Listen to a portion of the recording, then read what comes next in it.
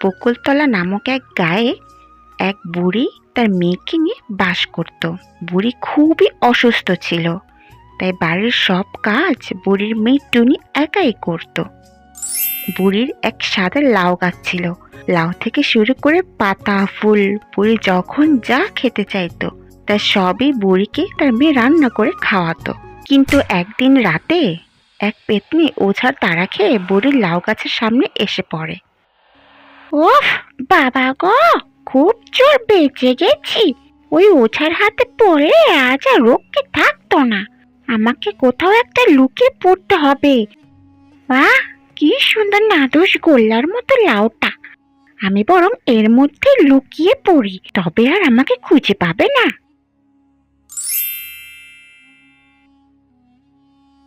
কি ঠান্ডা।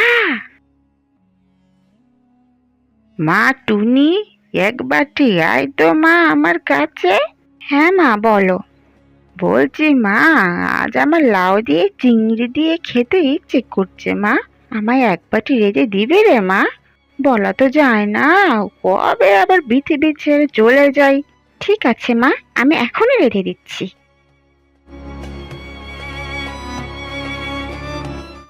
এই তো কয়েকটা লাউ রয়েছে, একটা কেটে নিই।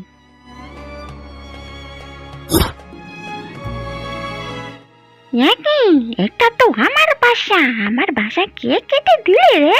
তোর অত বড় সাহস, তুই আমার বাসা কেটে নিলি? তোমার বাসায়, এটা তো আমার মায়ের সাধের লাউ গাছ। আমার মা যদি জানতে পারে যে তুমি আমার মায়ের লাউ গাছে বাসা বেঁধেছ, তবে ওঝাকে ডেকে তোমাকে মেরে দেশ ছাড়া করবে। ওঝা? ওরে বাবা রে, তোর মাকে বল আমাকে মাফ করে দিতে। আমি যে বুঝতে পারিনি তোর মায়ের ও তো কেমতা। বেশ, তোর মায়ের কাছে আমাকে নিয়ে চল, আমি তার পা ধরে ক্ষমা চাইবো। কি, আমি সুস্থ হয়ে গেছি। হুজুর, আমাকে ক্ষমা করে দিন, আমি ভুল করেছি আপনার সাথে লাউ গাছে বাসা বেঁধে।